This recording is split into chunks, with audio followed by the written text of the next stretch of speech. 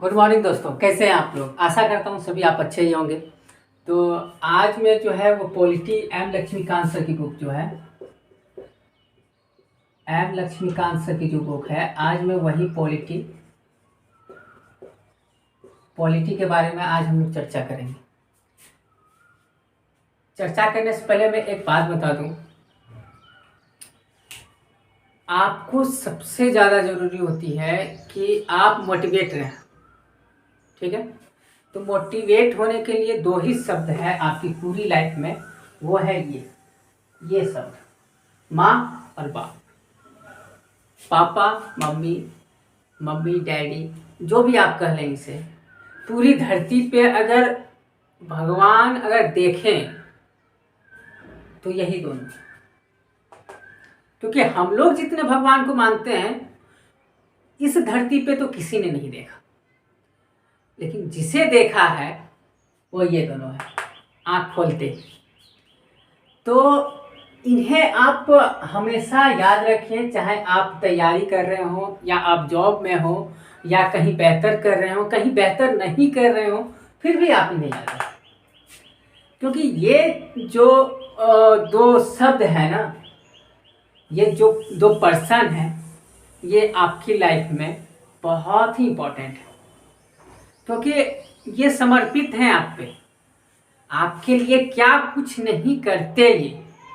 तो आपका भी अब फर्ज बनता है कि अब समय आ गया कि मैं इनके लिए कुछ करूं। तो आप जब भी डीमोटिवेट होइए अपनी लाइफ में तो इन्हें जरूर एक बार याद कर लीजिएगा प्लीज। आप जो है कुछ भी करने से पहले आप इन्हें जरूर याद करें कि अगर मेरी पढ़ाई में मन नहीं लग रहा तो मेरे मम्मी पापा जो है मेरे बारे में क्या कैसे कर रहे होंगे, क्या सोच रहे होंगे। इतनी परिश्रम से मुझे भेजा है इन्होंने, इतना कुछ किया है मेरे लिए, अब समय है इनको वो चीज़ें लौटाने की। तो आप ये बात याद रखें, इन्हें याद रखें। दूसरी बात कि मैं बता दूं कि समय की रेत पे कदमों के निशान बैठ के ही नहीं होते। ठीक है, उसके लिए आपको समय के साथ चलना होता है। तो इसका मतलब ये होता है कि जैसे हम लोग इस फील्ड में हैं, इस कंपटीशन के फील्ड में हैं, आपने सुना होगा या आपने महसूस किया होगा कि लोग बोल रहे हैं कि काफ़ी ज़्यादा कंपटीशन है, और वाकई है, काफ़ी ज़्यादा कंपटीशन है। आप देख रहे होंगे कि 10 सीटों के लिए कम से कम तो 5 लाख लोग फॉर्म भर रहे हैं, 5 लाख फॉर्म गिर रहे हैं। तो ये रेशियो जो है, चाहे वो ग्रुप डी का भी हो, ठीक है, आईआईटीएन ग्रुप डी के लिए एग्जाम दे रहे हैं, तो सोचिए कंपटीशन क्या है। ठीक है, बेरोजगारी कितनी उच्च सीमा पे है। तो जो स्मार्ट तरीके से जो पढ़ेगा उसके लिए जो है ये कंपटीशन, वही 10 सीट उसके लिए अवेलेबल है, 5 लाख लोगों के लिए नहीं। वही जो 10 सीट है तो 10 ही लोगों के लिए है। तो 10 लोगों में एक आप है। वो क्यों होंगे वो आप इस वीडियो में आप जानेंगे कि अगर स्मार्ट तरीके से आप नहीं पढ़ पाइएगा तो आप कंपटीशन क्रैक नहीं कर सकते।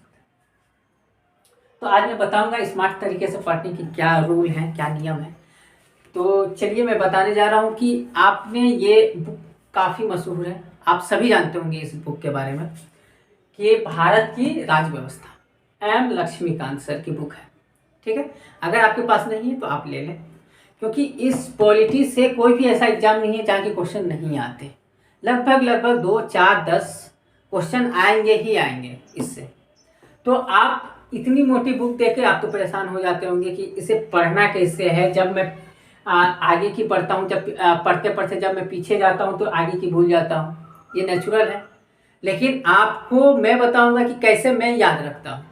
मैं वो सारी सभी चीज़ें, जितनी भी वीडियो मैंने पहले बनाई है या बाद में जो बनाऊंगा, मैं जितनी चीज़ें मैंने अपनी एग्ज़ाम निकालने के दौरान जितनी चीज़ें मैंने की है वही चीज़ें मैं आपको बताऊंगा, ताकि जैसे मैं सक्सेस हुआ वैसे ही आप हो जाए। तो सबसे पहले है जो है, इस बुक में कई चैप्टर हैं, लेकिन हमको कौन सी चैप्टर पहले पढ़ना है, कौन से चैप्टर को बाद में पढ़ना है, उसको जानना बहुत ज़रूरी है। तो इसी क्रम में मैं बात बताता हूँ कि ये मैंने कुछ नोट्स रखे हुए हैं। आप देख रहे होंगे कि पतली पतली जो है वो नोट्स इसमें लगाई गई है। आपने कई यूपीएससी वालों को, कई पीसीएस वालों को आपने देखा होगा ये नोट्स लगाते हुए। आप अगर जान रहे हैं तब तो ठीक है, नहीं जान रहे हैं तो आज जान लीजिए कि ये नोट्स है 2-3 तरीके के लिए लगाया जाता है। पहला कि मुझे कौन कौन से चैप्टर को रिवीजन करना है, उसके लिए हम ये नोट्स लगाते हैं ताकि हमें जो है वो याद रहे कि इस चैप्टर को रिवीजन करना है। दूसरी बात, कौन कौन से चैप्टर मुझे अभी पढ़ना बाकी है उसके लिए भी लगाते हैं, मुझे कौन कौन से चैप्टर को कवर करना है। ठीक है, तो ये दो वजह से ये चीज़ें लगाई जाती हैं और आप भी लगा सकते हैं ताकि सहूलियत हो आपको। आप भूलें ना कि मैं कौन से चैप्टर को पढ़ा, कौन से चैप्टर पढ़ना बाकी है, तो इस चीज़ें के लिए लगाई जाती है। अब देखिए कि पूरे बुक में हमको कौन से चीज़ को कवर करना है। ठीक है, तो सबसे पहले हम इस बुक में जानेंगे कि ऐतिहासिक पृष्ठभूमि के बारे में। ठीक है, अब ऐतिहासिक पृष्ठभूमि का क्या मतलब है? ऐतिहासिक पृष्ठभूमि का मतलब यहाँ पे ये हो जाता है कि इसमें इसको 2 भाग में आप बांट दीजिए ऐतिहासिक पृष्ठभूमि को। ठीक है, जब हम संविधान पढ़ रहे होते हैं तो कुछ ना कुछ रूल नियम से ही देश चल रहा होगा, चाहे आज चल रहा है या इससे पहले चल रहा हो। तो वही नियम कानून इसमें बताया गया है कि पहले के नियम कानून क्या थे, अब के क्या है, कैसे कैसे बदला हुआ। तो इसमें 2 रूल यहाँ पे काम करता है। एक तो सबसे पहले हमारी कंपनी आई अंग्रेजों की, तो उसमें हुआ कंपनी का शासन, उस समय कंपनी का शासन हुआ। ठीक है, उसके बाद जब यहाँ पे कंपनी को, जब इंग्लैंड की महारानी को लगने लगा कि नहीं, कंपनी के हाथ जो है अब कंपनी के हाथ से ये शासन चला जाएगा, क्योंकि यहाँ पे विद्रोह होने शुरू हो गए थे, तो उन्होंने अपने हाथ में ले लिया, तो उसको कहा गया ताज का शासन। ठीक है, उसको क्या कहा गया? ताज का शासन। तो कंपनी का शासन जो है वो 1773 से 1858 तक रहा। ठीक है, और ताज का शासन जो है 1858 से 1947 तक रहा। ठीक है, आ रही है बात समझ में? अब देखिए कि ऐसा क्यों हुआ। ऐसा इसलिए हुआ कि इस बीच में आप लोग पढ़े होंगे कि इस बीच में एक विद्रोह हुआ, जिसको कि भारत की पहली क्रांति भी कहा जाता है।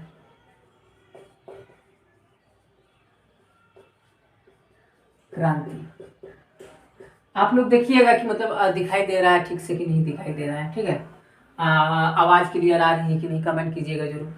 ठीक है, पहली क्रांति जो है 1857। ठीक है, आप लोगों ने पढ़ा भी होगा इसे। तो ये चीज़ें 1857 का हुआ।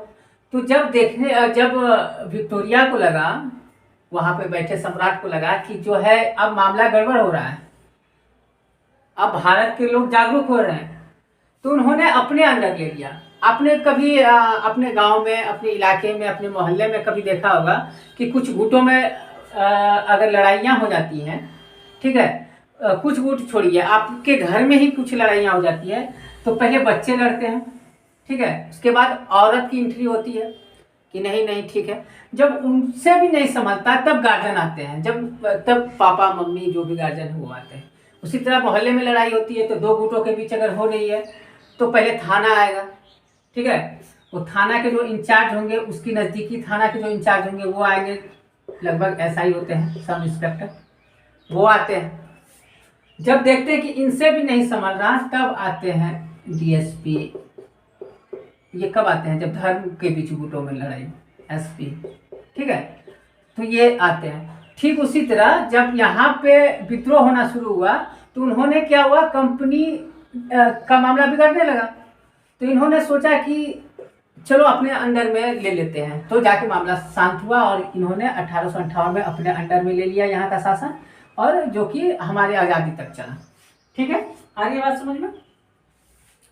तो ये है, थोड़ी सी वीडियो लंबी होगी। ठीक है, आप लास्ट तक जुड़े रहिए। तो इसमें हम लोग यही देखेंगे ऐतिहासिक पृष्ठभूमि में कि क्या क्या बदलाव हुआ, कैसे कैसे हुआ। ठीक है, अब इसकी विशेषता देखिए। हम लोग संविधान की विशेषता के बारे में भी देखेंगे कि आपको भी पता है कि ये लिखित जो है सबसे हमारा लंबा संविधान है, ठीक है, सबसे बड़ा भी है, सबसे बड़ा लोकतांत्रिक भी है।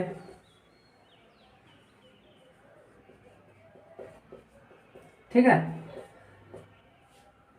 तो काफी खासियत है हमारी संविधान में, तो उसी के बारे में, उसकी खासियत के बारे में हम लोग पढ़ें। ठीक है, अब जैसे हम लोग ले लें अनुसूची के बारे में। हमारी अनुसूचियां कितनी हैं? 12। ठीक है, तो कौन से अनुसूची में कौन से विषय को रखा गया है, ठीक है, और किस विषय में कौन कौन सी बातें आती हैं, ये हम लोग इसमें देखेंगे। इसके बाद भाग को देखेंगे। ये चैप्टर जो है आपका इसमें पॉलिटी में कहीं कहीं दिया गया है। जैसे आप देख लें अनुसूची, ये देखिए यहाँ पे है। ठीक है, भाग आप देख लें तो अनुसूची से पहले चैप्टर में है। ठीक है, आर्टिकल अनुच्छेद देख लें तो ये सबसे अंतिम चैप्टर है। तो जैसे जैसे मैंने लिखा हुआ है उसी तरह आप पढ़िएगा तो आपको ज़्यादा इजी हो जाएगा इस बुक को खत्म करना। ऐसा नहीं कि चैप्टर वाइज, जैसे जैसे मैं बताते जा रहा हूँ कि अनुच्छेद सबसे लास्ट है, फिर भी इसको जो है आपको 5वें में पढ़ना है। ठीक है, तो उसी तरह जैसे मान लेगा कि भाग के बारे में अगर पढ़ें तो भाग कितने हैं? 22। ठीक है, कौन से भाग में कौन से विषय को रखा गया है और कितने से कितने अनुच्छेद में वो आता है। ठीक है, कौन से अनुच्छेद में वो आता है, ये चीज़ें पढ़ेंगे हम लोग। अब अनुच्छेद की बात कर लें तो अनुच्छेद 1 से कितना है? 395 है ना। उसमें कभी कभी किसी अनुच्छेद में देखिएगा कि क ख ऐसे लिखा होता है, तो उसी का भाग है। जैसे 21 के क में क्या दिया गया है? 21 के क में दिया गया है कि प्राथमिक जो शिक्षा होगी, प्राथमिक शिक्षा जो है का अधिकार सबको मिलेगा। सबको जो है शिक्षित करना है प्राथमिक शिक्षा में। ठीक है, एकदम नॉलेज होनी ही चाहिए कुछ ना कुछ उसको शिक्षा की। फिर प्रस्तावना देखेंगे हम लोगों ने, ये नेहरू जी ने जो लिखा है कमाल का लिखा है। ठीक है, अब जिन्हें प्रस्तावना नहीं पता, आप लोग पढ़े होंगे हम भारत के लोग, वही हमारी प्रस्तावना है। ठीक है, तो आप ये पढ़ेंगे। तो ये चीजें पढ़ने के बाद आप 7वें में क्या पढ़िएगा? Chapter wise. ठीक है, पाठ्यक्रम के अनुसार। ठीक है, जैसे जैसे बुक में जैसे जैसे चैप्टर दिया गया है आप उसी अनुकूल पढ़िएगा। लेकिन चैप्टर के अनुकूल पढ़ने से पहले आप जो है ये 6 चीजें पहले पढ़िएगा, उसके बाद इसके अनुसार बुक के अनुसार जो है आप पढ़िएगा, तो आपको जो है आसानी से समझ में आएगा और इजीली खत्म हो जाएगा।